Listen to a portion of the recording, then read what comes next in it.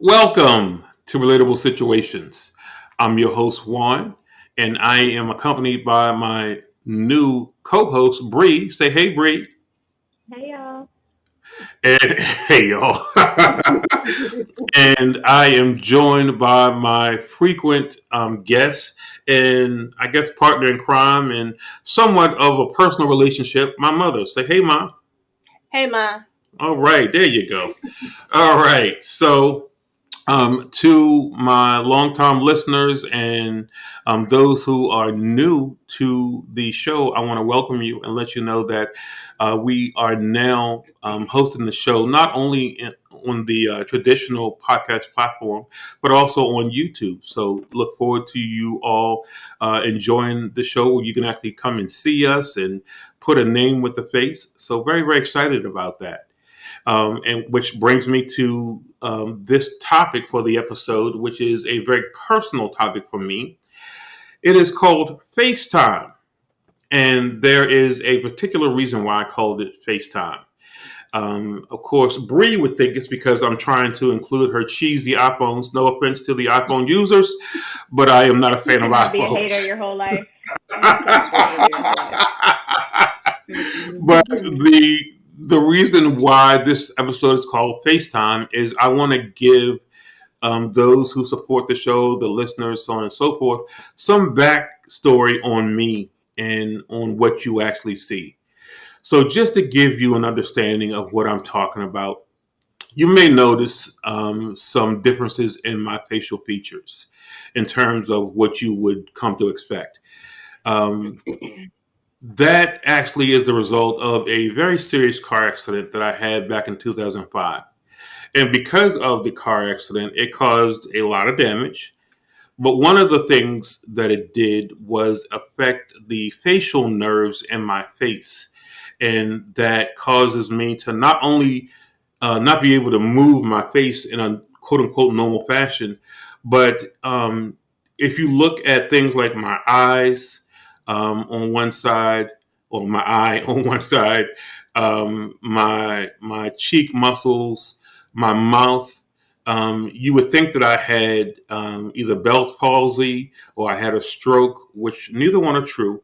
It's the result of the nerve damage. Not to get too technical, but the nerves were separated in my face. And because of that separation, they don't connect, and I'm not able to move the muscles in portions of my face. So, no, you haven't necessarily heard that in the audio that you've heard from me, low these, I guess, many months and I guess a couple of years that I've been doing the podcast.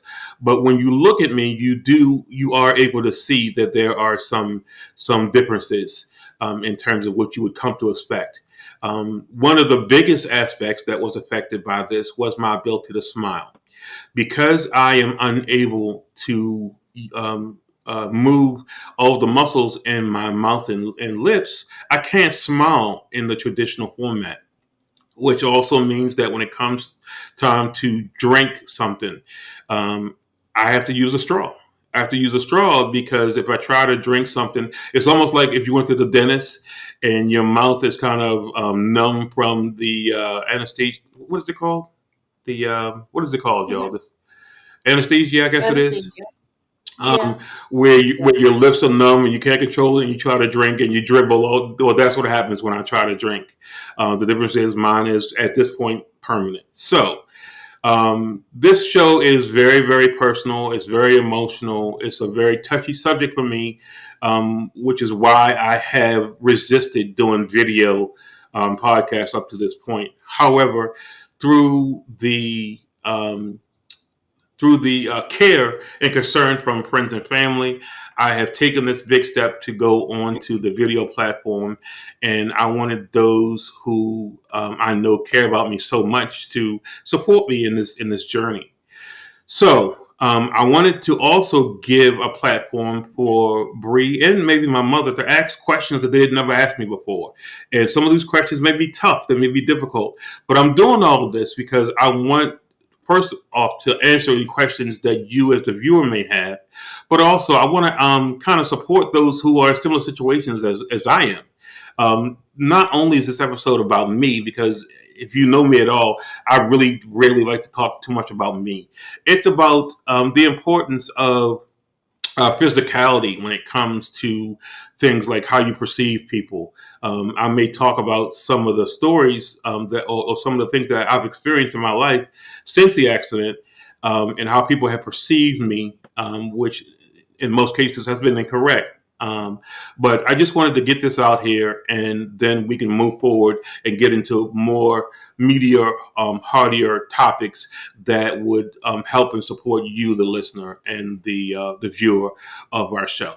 So, with all of that being said, the first thing I want to say is for those who have not already done so, please, please, please like and subscribe. Subscribe to the show. I really appreciate that. It helps with the YouTube algorithm, as well as it shows that you actually want to be notified when we have new episodes. So please, if you haven't already, subscribe and like the show. And also comment. I really, really enjoy interacting with those who enjoy the show. So leave a comment, whether it's a question, whether it's a concern, whether you may want to be on the show. Please let me know so that I can definitely bring you into the light, so to speak, and we can talk about whatever's on your mind. So let's go right into this topic. Okay, so let me give the backdrop first, and then I will allow for the Q&A session, and then we can move on from there. So as I mentioned at the beginning of the video, I had a serious car accident. I was on my way home from work on a Friday night. Got to a stoplight. Stoplight was red. It turned green for me and those behind me.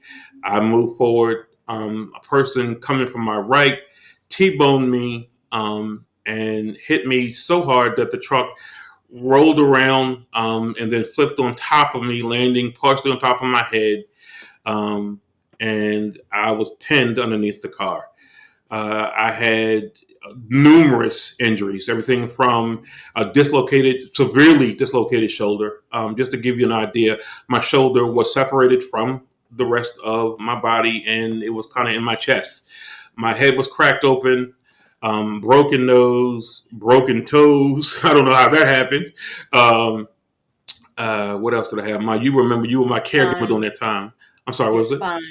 Your Yeah, spine. my tailbone was basically obliterated, which is something else that causes me ongoing not only pain, but I now have to sit with a cushion wherever I go. I cannot go anywhere without some sort of cushion, and no cracks about the cushion that I don't need, Bree. About I got all the cushion that I need back there.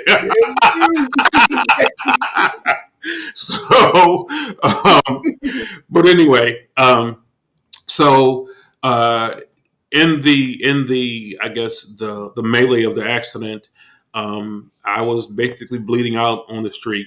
They had to bring in the shock trauma. My Maryland viewers know what shock trauma is, but what it is a unit of the medical system within Maryland for very serious cases. So they flew in a helicopter and they basically flew me to shock trauma.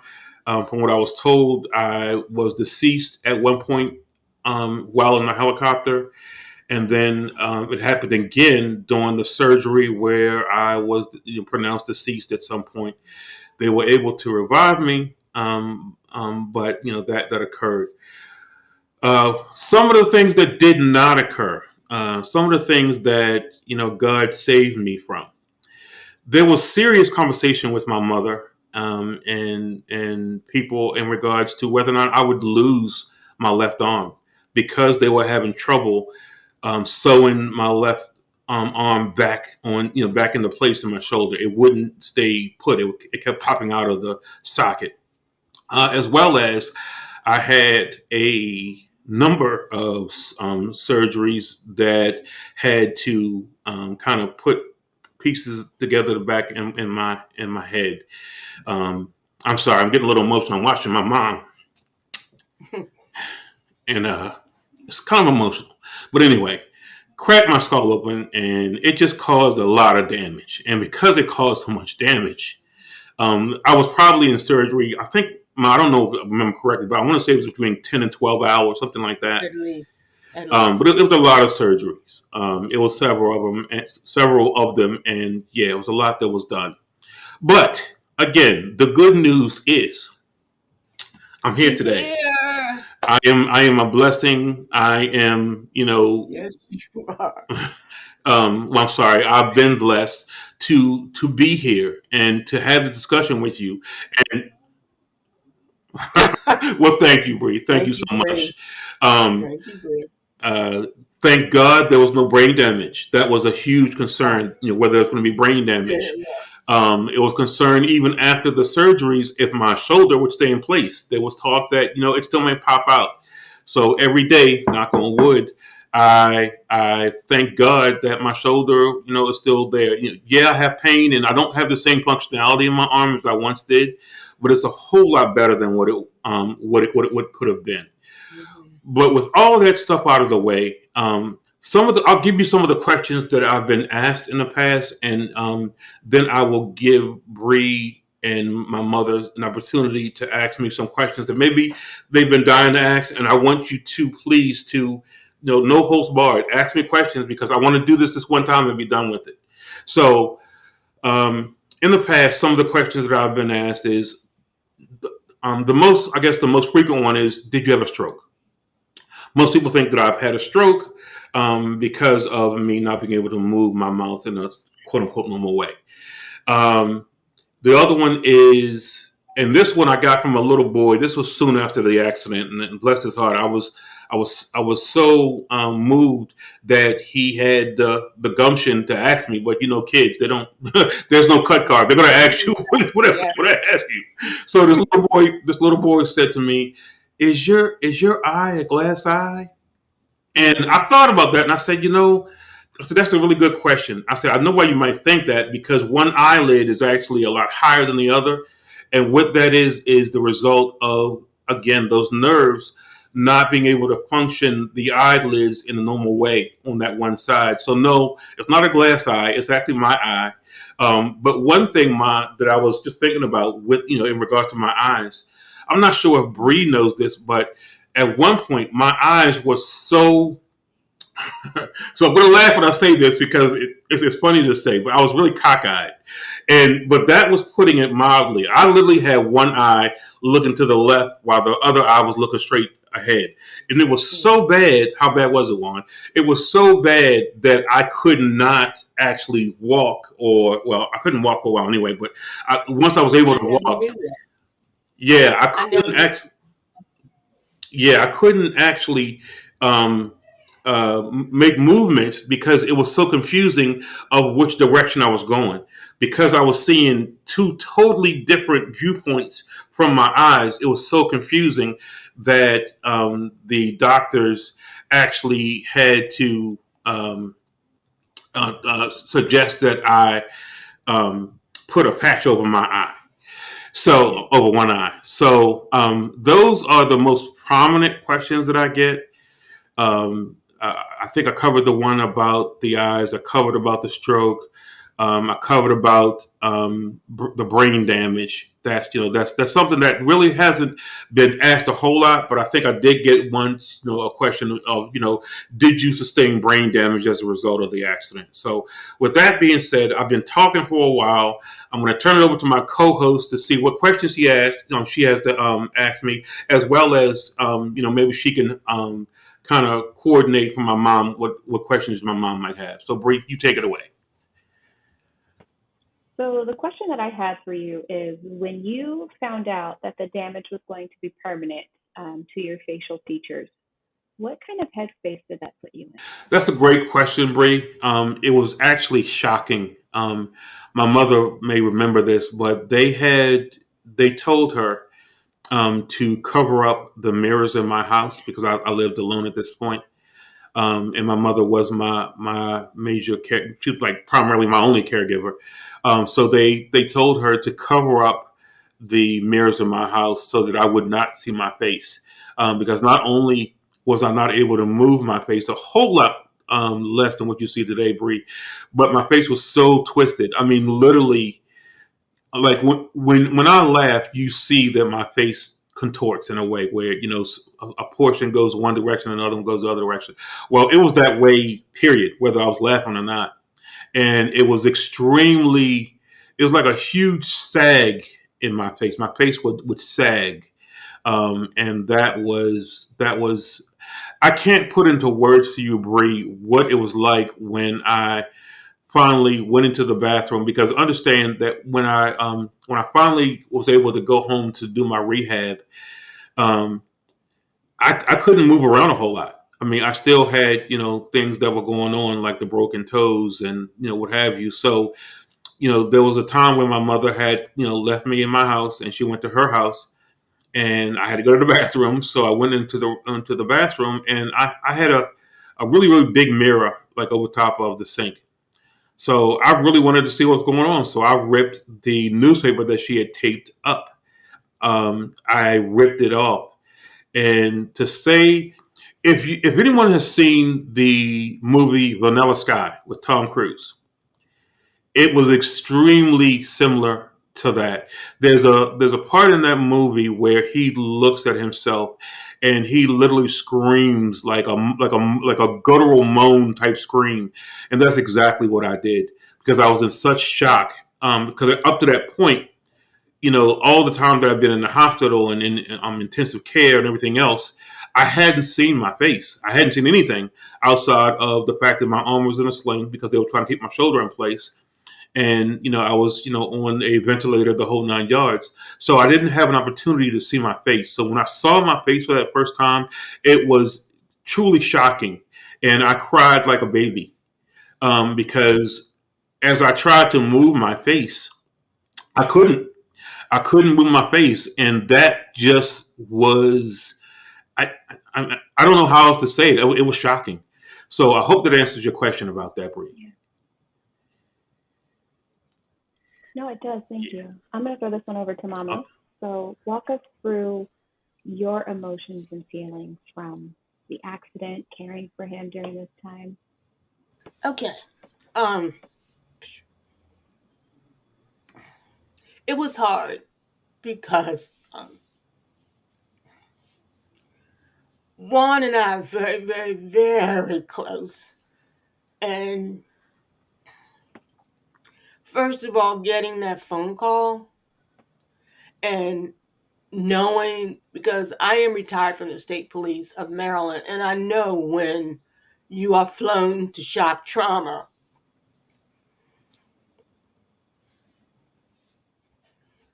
yeah, it's pretty serious. I know what that means. And also to get to the hospital and them to tell you that your child's not there and you know he is. And then once you get there and they say, yeah, he's here. And then they take you and your family in a room to let you know that he's not going to make. Yeah, I can only imagine my To make it. Well, mental. let me get this out. I'm going to get it out. I'm really going to That's get it fine. out. But then to see your child and he's so badly bruised, and then bringing him home. And Juan, I think you were 30 something.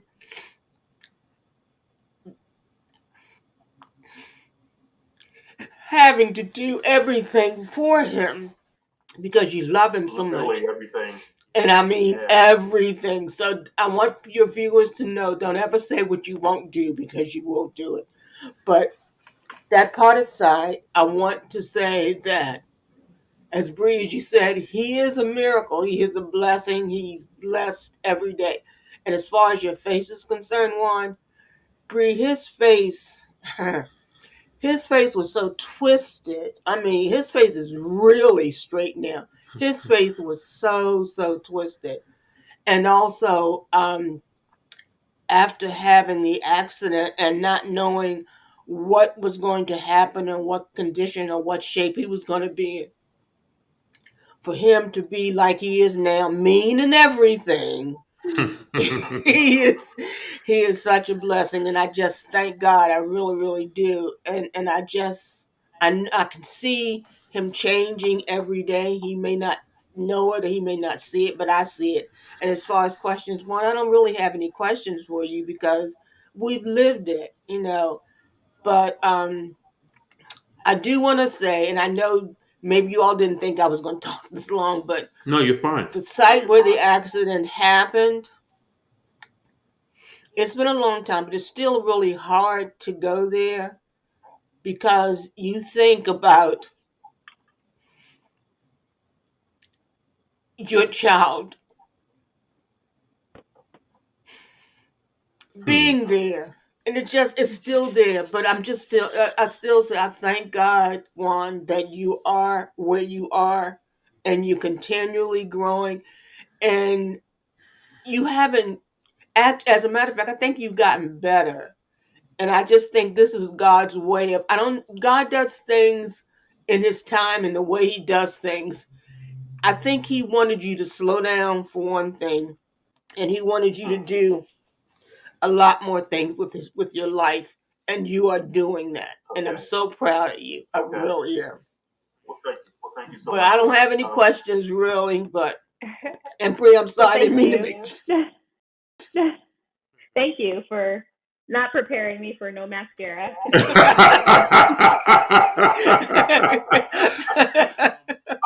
So I didn't know Juan before the accident.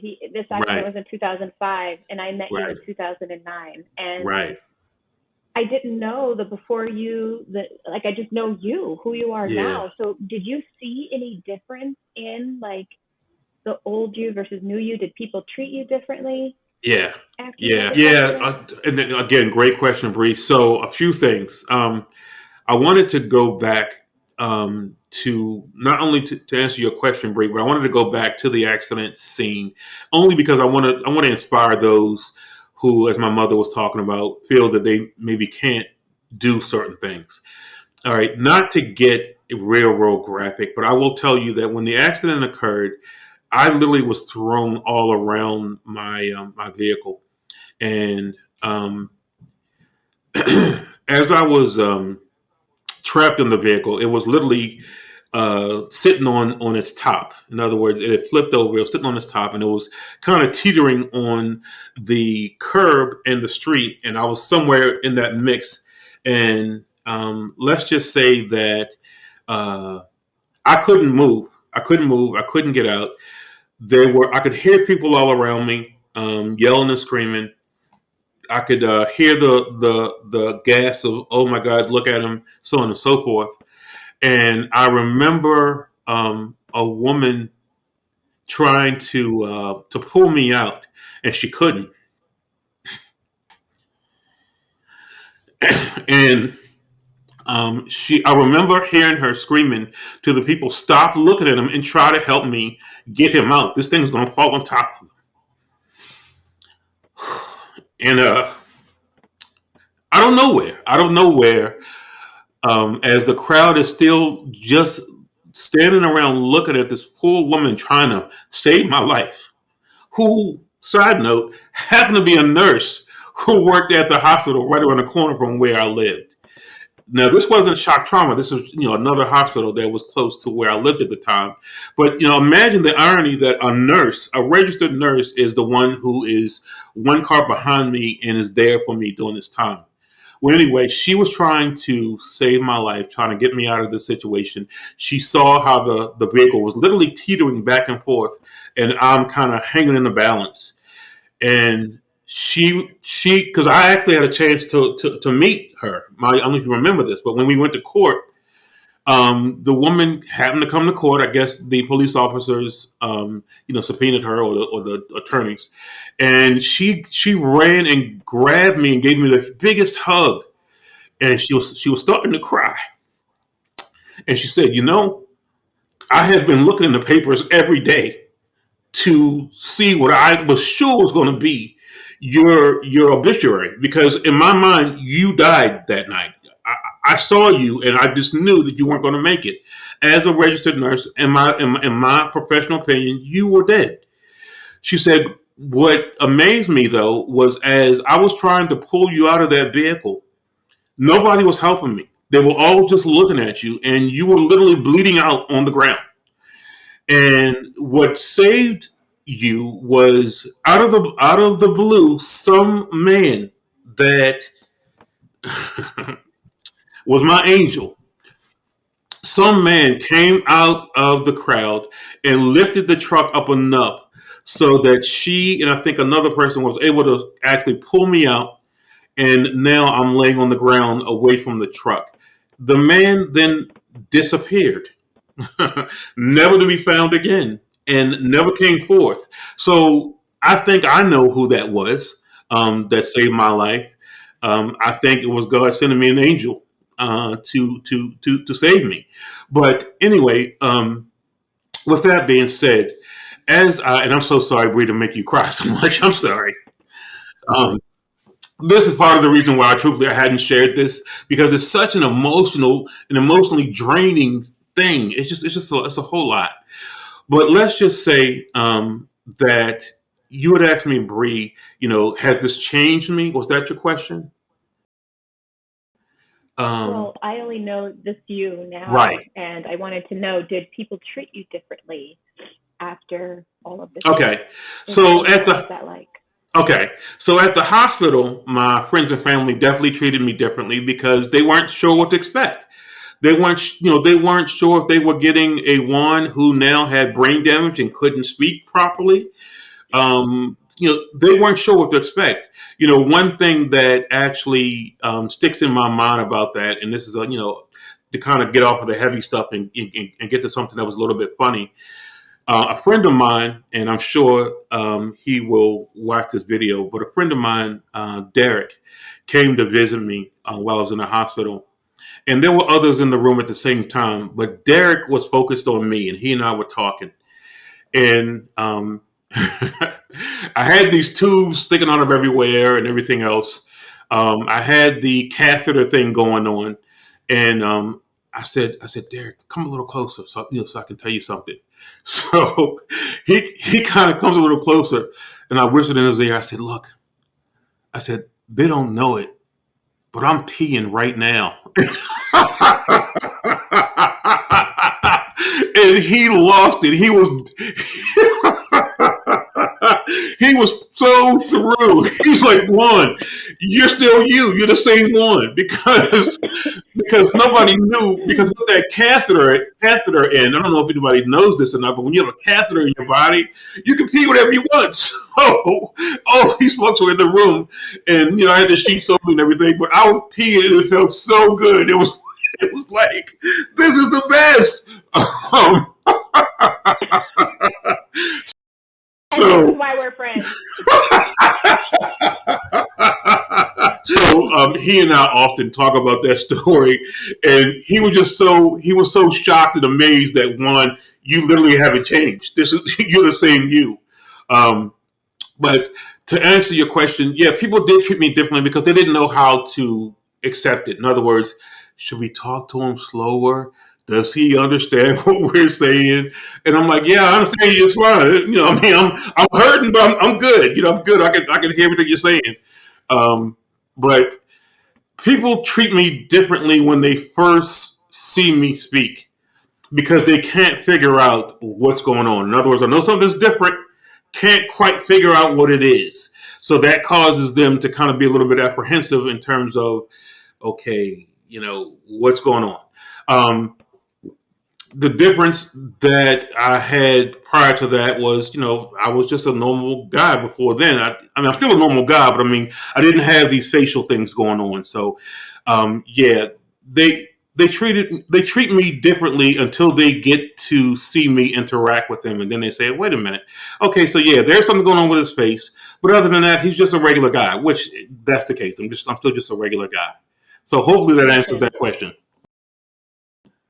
I have seen, so I knew you afterwards, 2009. Right. Let me just set the stage. I didn't see anybody treat him differently. Like when we connected, we met through work, Right. and there would be women who would be Oh, pissed off here we at go. me. Your wife might kill me, but they would be pissed off at me because we're in there kikiing, laughing, and joking. And excuse me, Juan. I need help with something. I'm like, Oh, here we go. Go ahead, Bree. because let me tell you what hasn't changed.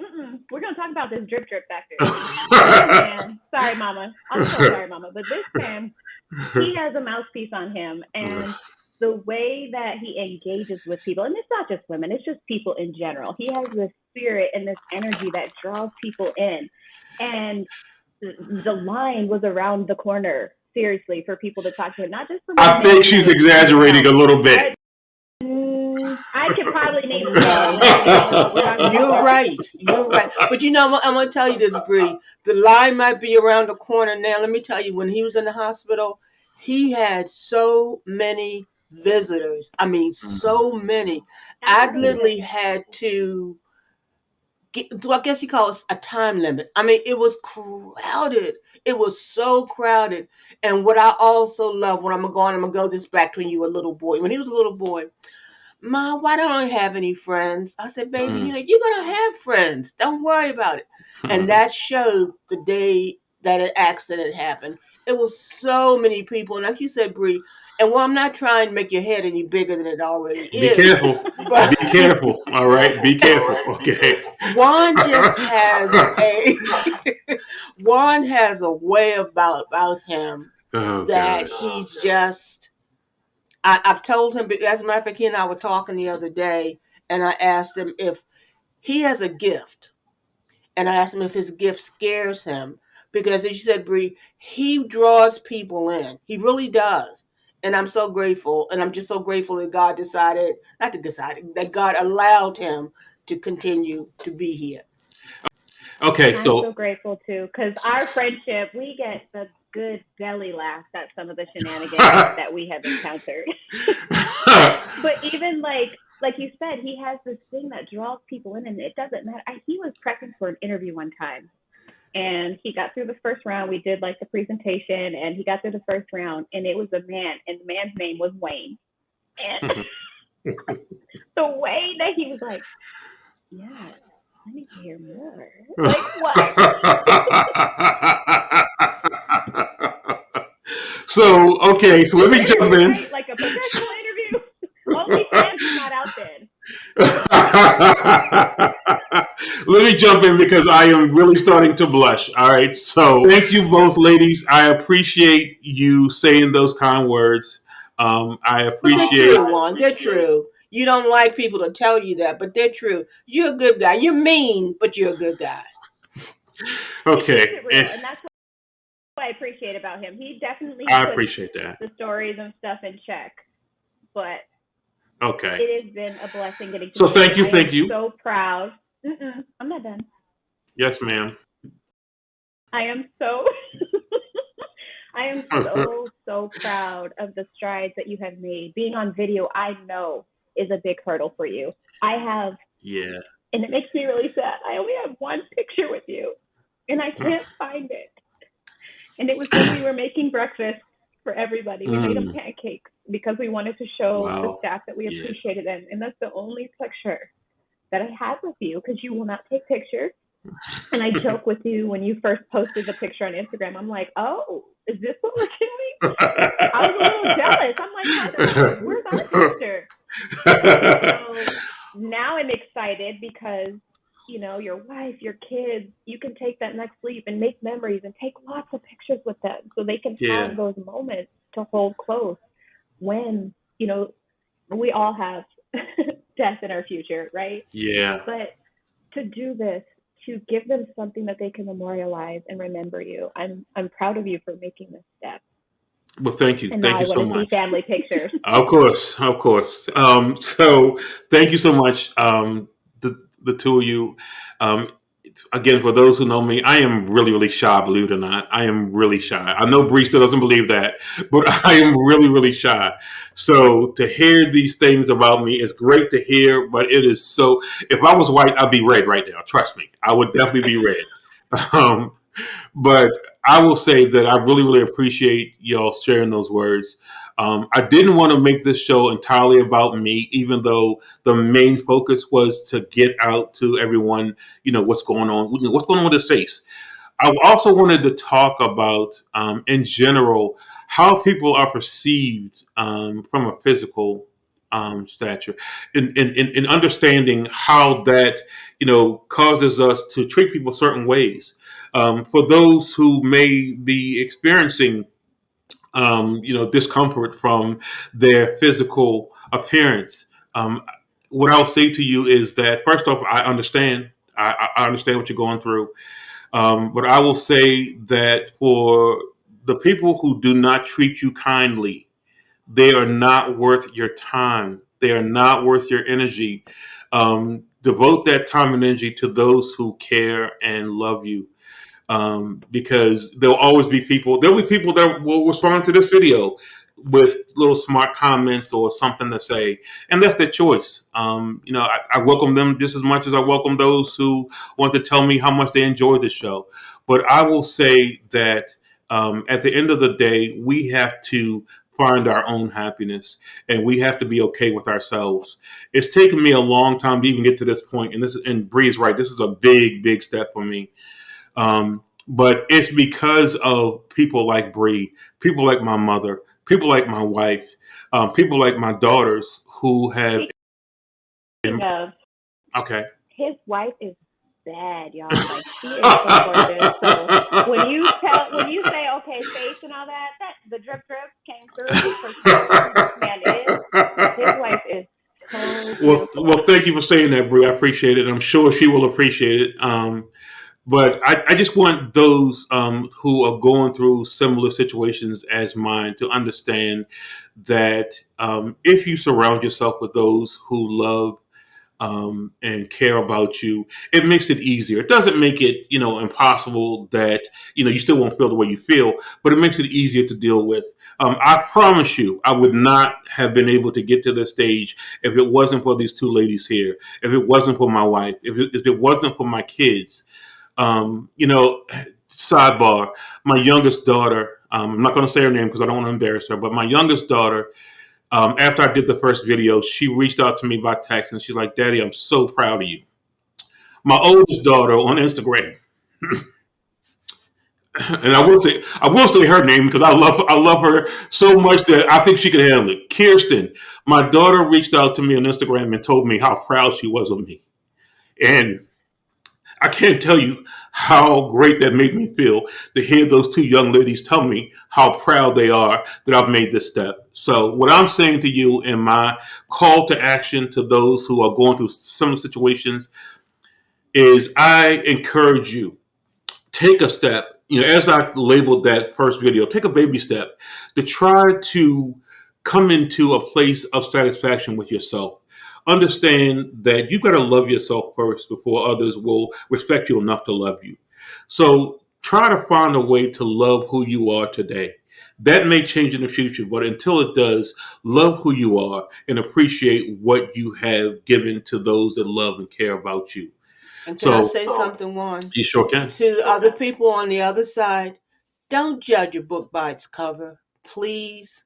Yeah. Give the person a chance. Look on the inside a little bit.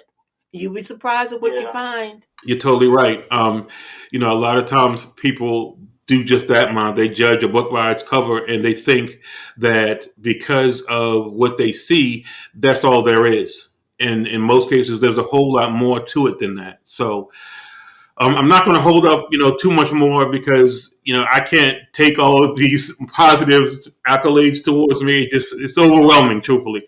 But I will say, I want to thank you ladies so much for doing this with me today. I want to encourage those who are watching the video to comment. If you have additional questions that I didn't answer, please feel free to ask. Let me know if there's something that I can do for you to encourage you to come out of your shell and display your beautiful faces. And just know that at some point, as you go through your journey of self-discovery, hopefully you will realize that you're okay just because, and I'm not trying to get too religious, but just because God said you're okay, so you're okay. It doesn't matter what the world thinks. The world's going to always have their viewpoint, but I want you to know that you have many options and possibilities in life, but it's up to you to take that first step. So before I close out the show, Bree, did you want to add anything else as a co-host, the new co-host? I would just want to say to the nurse that didn't pull out a camera phone to record and help him. Thank you. Because of you, I have my friend. And if you are that person these days who is so quick to pull out your phone to record it instead of helping someone, just think of this situation and literally put it down and stop staring, stop looking, and if you can help, help. So that's it before I melt down. Thanks so much for that, Bree. I really appreciate that. What did you have to add, if anything? I'm just so proud of you. That's all I've got to say. And I just want you to keep on keeping on. And I'm going to get religious. God kept you here for a reason, Juan. He kept you here for a reason. And I do believe that you're doing it. You're doing it in the way that he wanted you to do it. And I hope that you continue to do it. And you are getting better looking. You're still mean. I'm going to continue to say you're mean because you're still mean. Mm-hmm. But I love you, baby. I love you as well, Ma. I love you, midget. I love you, midget. Yeah, they heard you. I love you as well, Bree. I will say one last thing. So when the accident occurred, when I was trapped in the vehicle, I don't know where it came from, but I want to share the mantra that I said to myself. And I want to use this to encourage those who are struggling with what I struggle with. So I was in the vehicle. I'm trapped. I can't move. I remember saying to myself over and over again with my eyes closed, I wouldn't open my eyes. Now, one of them, I didn't realize I couldn't open it because it was swollen shut. But the other one, I kept closed and I kept saying to myself, you're okay. You're going to be okay. You're okay. You're going to be okay. And I kept saying it over and over again. When they pulled me out of the vehicle and I'm laying on the ground, I'm thinking that it's raining, but it's actually blood, my own blood. And it's dripping all over my face and everything else. I'm still saying that mantra to myself. You're okay. You're going to be okay. So I want to give that mantra to those who need it. You're okay. You're going to be okay.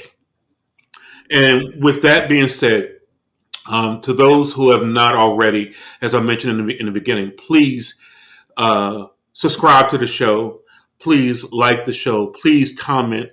As you can see, we're just regular people having a good conversation and a good time, but we are talking about topics that are very important and very meaningful to a lot of people. So I encourage you, if you feel the same way, if you enjoyed what you have viewed or listened to, if you feel that you can add to what we are talking about, please join in with our conversation. We welcome you. So as I end every show, I'm going to end it the same way. Communicate, y'all. Thanks so much.